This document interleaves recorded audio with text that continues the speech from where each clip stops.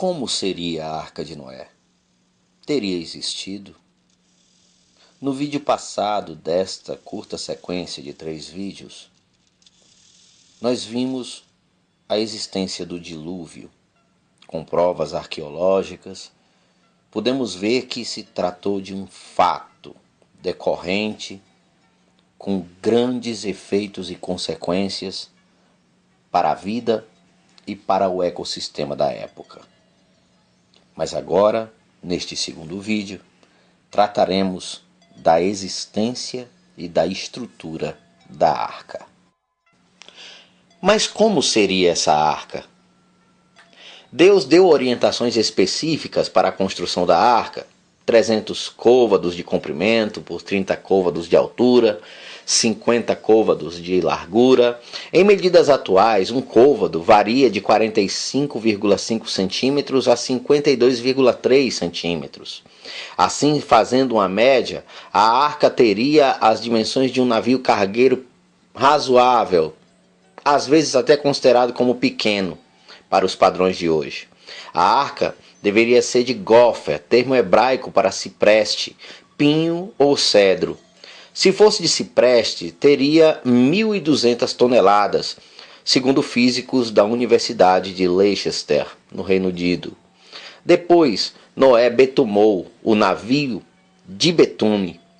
Um petróleo que brota da terra era abundante na região e servia como resina protetora.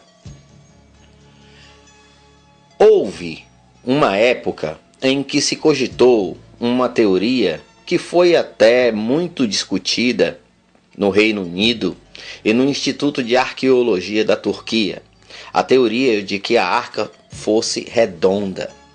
A revista Super Interessante, em uma publicação datada de 17 de junho do ano de 2016, argumenta sobre a teoria da arca ter sido circunferencial, ou seja, que a arca fosse redonda e que as medidas fossem consideradas de modo diametral. Essa é a tese de um dos maiores especialistas do mundo em caracteres cuneiformes, principal forma de escrita da antiga Mesopotâmia. O nome do homem é Irving Finkel, do Departamento do Oriente Médio do Museu Britânico, em Londres. Veja bem, Finkel não está afirmando categoricamente que achou um relato histórico contemporâneo da inundação que teria destruído a vida na Terra temporariamente. Irving Leonard Finkel é, na verdade, um filósofo assiriologista britânico, e atualmente ele é o guardião assistente dos antigos escritos, línguas e culturas da Mesopotâmia, do Departamento do Oriente Médio do Museu Britânico, onde se especializou em inscrições cuneiformes em tábuas de argila da antiga Mesopotâmia. Ele afirma somente que, para os padrões da época e segundo aquilo que é narrado, existe uma lógica verbal que aponta para uma construção que fosse circunferencial, ou seja, termos que falavam de comprimento e de largura e altura não são exatos para as ideias desses termos inscritos no assiríaco cuneiforme que ele encontrou, não distando sobre o dilúvio, mas ele encontrou, afirma ele, uma inscrição sobre, categoricamente, a arca. Ainda, Irving Finkel argumenta que nunca conseguirá categoricamente afirmar, porque os escritos têm uma visão ambígua. Contudo, é uma visão interessante e se faz importante apreciar essa teoria, não para os fins de aceitação, mas de comparação conceitual. Claro que nós não podemos aceitar a ideia de uma arca circunferencial, porque isso categoricamente não pode ser comprovado.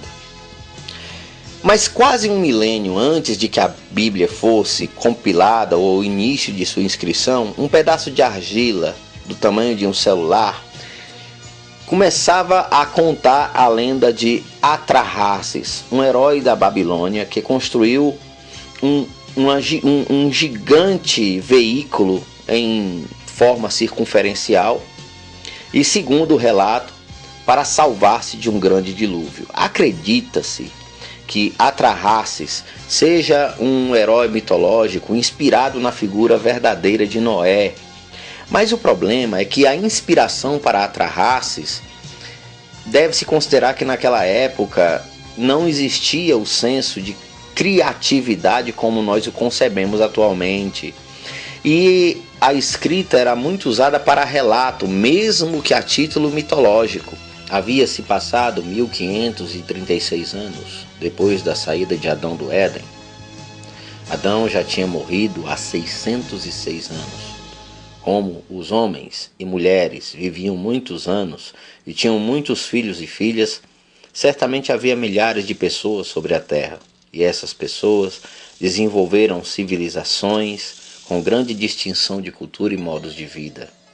Mas havia um problema terrível. Todos herdaram o pecado de Adão, que tomou sobre si no Éden.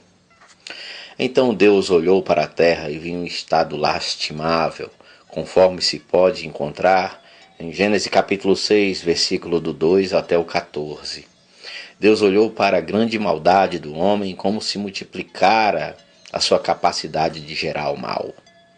E Deus havia guardado um homem para a tarefa de resguardar a vida sobre o planeta, escolhendo a Noé para esse propósito. E Deus havia cuidado para que os antepassados de Noé todos viessem da linhagem sanguínea de Sete. Então Noé vinha de gerações ditas como puras, pois achou graça aos olhos do Senhor.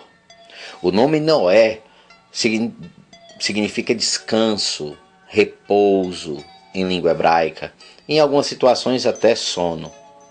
Noé tinha 3 filhos, Sem, Cã e Jafé. O plano de Deus era salvar esses 4 homens e suas esposas para povoar a terra depois do dilúvio.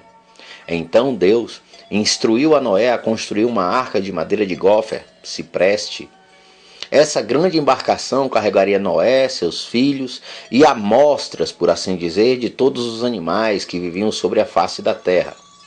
Durante o dilúvio, Noé deveria resguardar as espécies com um casal de cada espécie. A arca teria 137 metros, quase um quarteirão e meio. Teria aproximadamente 23 metros de largura e 14 de altura, tão alta quanto um prédio de 4 andares.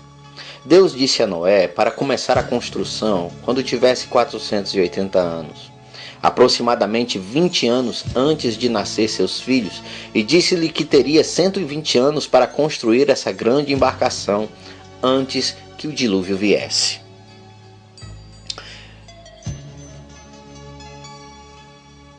Em 1978, arqueólogos turcos apresentaram uma pedra trabalhada encontrada na região do Monte Ararat. A pedra, além de estar polida em uma das suas extremidades, se assemelhava bastante com as âncoras primitivas utilizadas pelos primeiros navegadores mediterrâneos. O artefato foi apontado como uma descoberta importante, e alguns pesquisadores acreditam que esta poderia ser uma das âncoras da arca, tendo em vista que na pedra havia um entalhe com a inscrição Noá, o nome de Noé. E assim terminamos o nosso relato sobre a arca. Feita, construída de uma maneira miraculosa. Por mais que tenham sido 120 anos de trabalho com madeira de gófer e calafetada com betume, mesmo assim, devemos considerar a operação de Deus resguardando Noé e a sua família durante o trabalho e em sua permanência. No nosso próximo vídeo, nós contaremos como foram os dias de Noé dentro da arca com a sua família. Que Deus vos abençoe.